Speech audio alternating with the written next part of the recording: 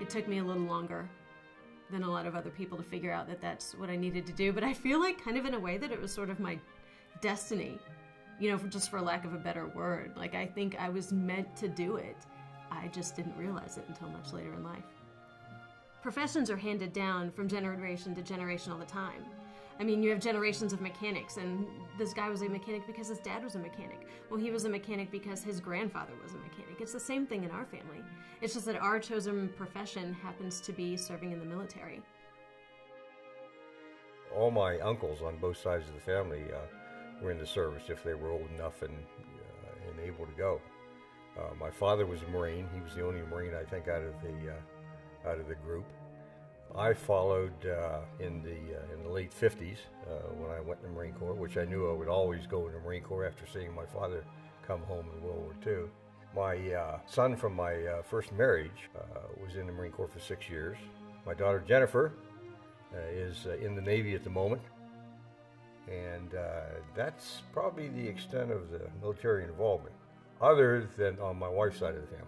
My father-in-law was a retired Navy aviator with about 23 years in. My mother-in-law had been a Navy officer in World War II, and I definitely upgraded, shall we say, when I got involved with those folks.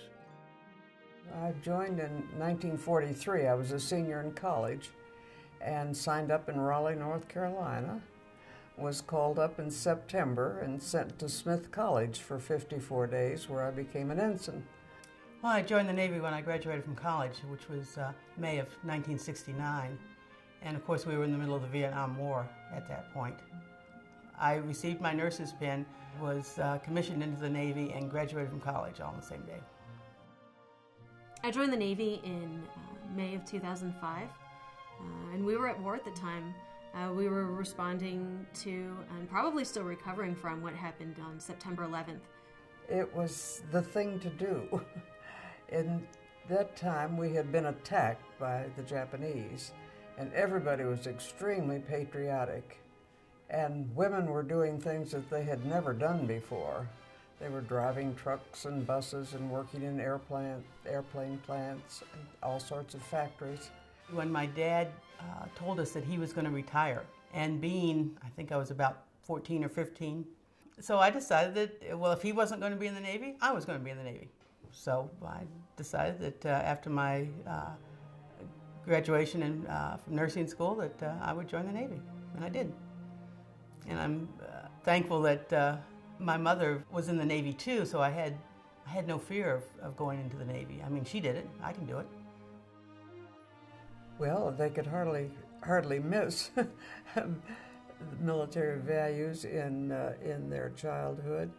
But I may have been a stricter parent than many parents because I did have certain responsibilities. I had all the responsibilities. I think they were more disciplined than a lot of their peers were. I don't think as they were military values that I tried to instill in the children. I think they were just traditional values. The values are traditional. I think the military just complements those. I felt that the military experience helped me raise my children better because I had a broader base of experiences to share with them, that I could help them see a wider world. You know, the standards that I was taught and had to adhere to, I tried to pass on to them. And I did pass it on, I'm sure, because all my children have just done fantastically well. Not perhaps in the figures on their 1040 forms, but in being good, solid citizens who are happy with what they're doing. You can't ask for more than that. We were raised with military values without even realizing that that's what they were. You know, when I got to boot camp, and it seemed like some people had to be taught those basic things, like accountability, like responsibility. And I don't want to give the impression that we were perfect at it and that, you know, the Blakes and the Staleys are models of, you know, honor, courage, and commitment and those sort of things, because of course we're not. But it's just something that is sort of innate to us, to our family dynamic. I don't ever remember saying, you know, you really should go into the Navy and try that life out. Both of my children were expected to go to college and get a degree in whatever field they wanted to go into. But as far as actually, doing any recruiting, I don't think we did that, except by example. I didn't encourage my children to join the military as they were growing up. I did encourage my daughter to join after she had graduated from college and had at least one job and wasn't very happy, and I thought, she needs to be in the Navy or the Marine Corps. My family was very supportive of me joining the military, and in particular the Navy, and even my dad didn't give me too much of a hard time, being a sailor coming from a Marine. But yeah, they were very supportive of it. How could they not? I think that the children,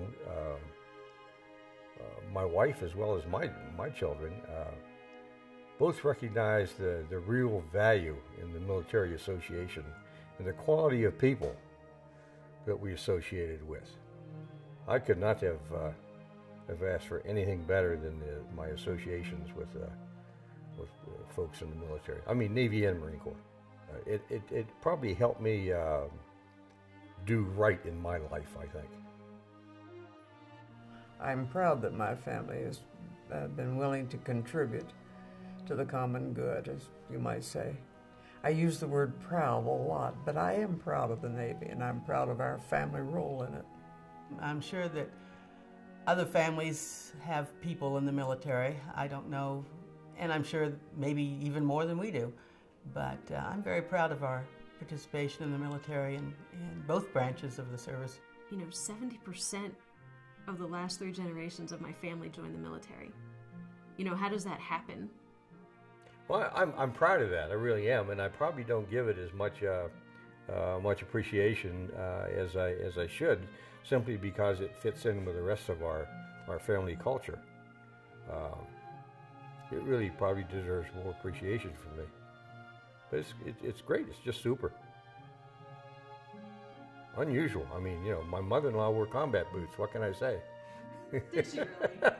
I think it's unique in the fact that 3 generations of women have been in the Navy. I'm sure there are lots of 3 generations of men who have been in the Navy.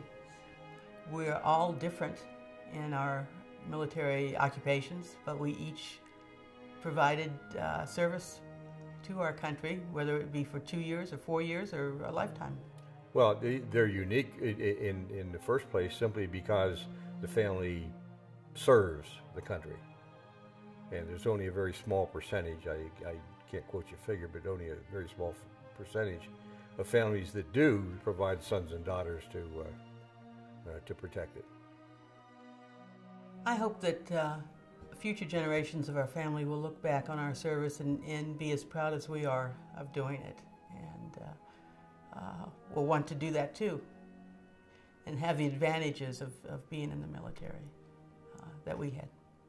Maybe I don't think much about it and can't verbalize it simply because that's what I've lived and that's what I expect.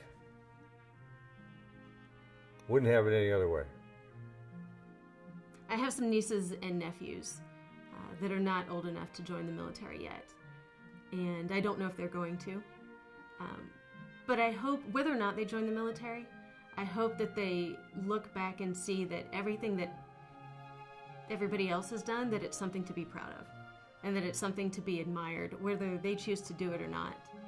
You have to have an association with it to fully appreciate it, and apply the right value. But I think that for us, it's become just essential. I mean, it's just part of the character of our family anymore, and I do hope that continues, because I see it does such great things for young people.